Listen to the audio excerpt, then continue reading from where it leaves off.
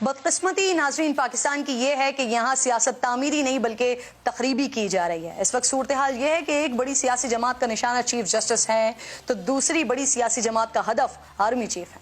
इमरान खान, आप मुल्क के मकबूल तरीन लीडर हैं, इसीलिए आप पर जिम्मेदारी भी ज्यादा आयद होती है, लेकिन आप शायद इस वक्त पाकिस्तान के सबसे गैर जिम्मेदार तरीन सियासतदान हैं।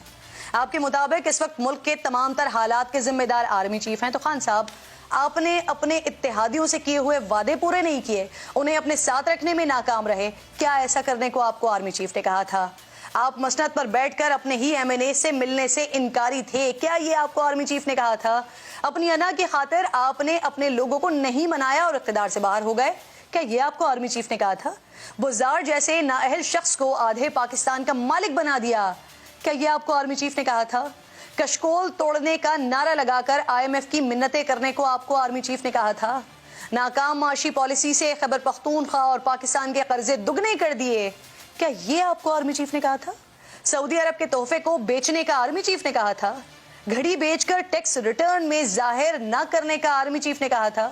भारत, अमेरिका और इसराइली शहरियों से फंडिंग लेने का आर्मी चीफ ने कहा था? सियासतदानों से करप्शन का पैसा वापस लेकर कौमी खजाने में डालना था, लेकिन जब बरतानिया ने मनी लॉन्ड्रिंग का पैसा पकड़कर पाकिस्तान को दिया तो आपने उसे मलिक रियाज को वापस लौटा दिया। खान साहब, क्या ये आपको आर्मी चीफ ने कहा था? फरा गोगी जो बुशरा बीबी के लिए हीरे की अंगूठियां मांग रही थी, क्या ये आर्मी चीफ ने कहा था?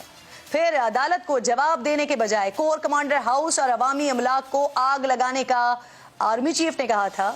एम्बुलेंस से मरीजों को उतारा गया और फिर उसे जलाया गया, क्या ये आर्मी चीफ ने कहा था? खान साहब, आप ही कुछ अपनी अदाओं पे गौर करें, अगर हम अर्ज करेंगे तो फिर आपको शिकायत होगी।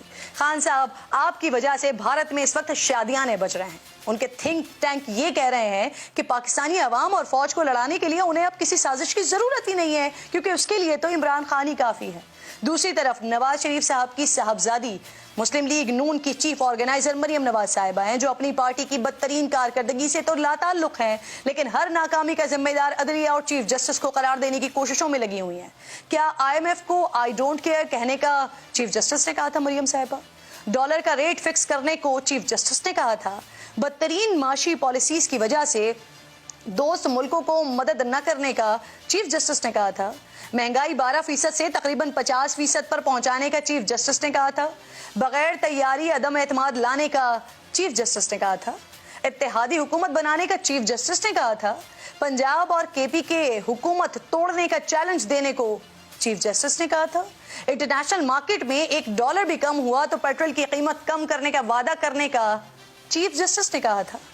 मरियम, आप इमरान खान की जमानत के सुप्रीम कोर्ट के फैसले पर उंगलियां तो उठा रही हैं, लेकिन ये भूल रही हैं कि नैब ने जिस तरह अदालत में घुसकर इमरान खान को गिरफ्तार किया, ये मौका खुद हुकूमत ने अदलिया को फराहम किया।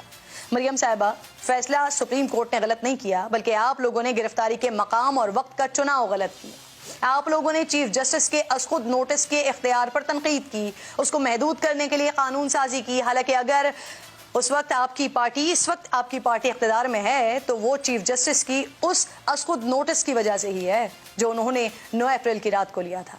आप इस्लामाबाद हाई कोर्ट के फैसलों पर उंगलियां उठा रही हैं, लेकिन ये वही इस्लामाबाद हाई कोर्ट है जिसने आपको और आपके खावंद को तमाम मुकदमात में बरी किया था।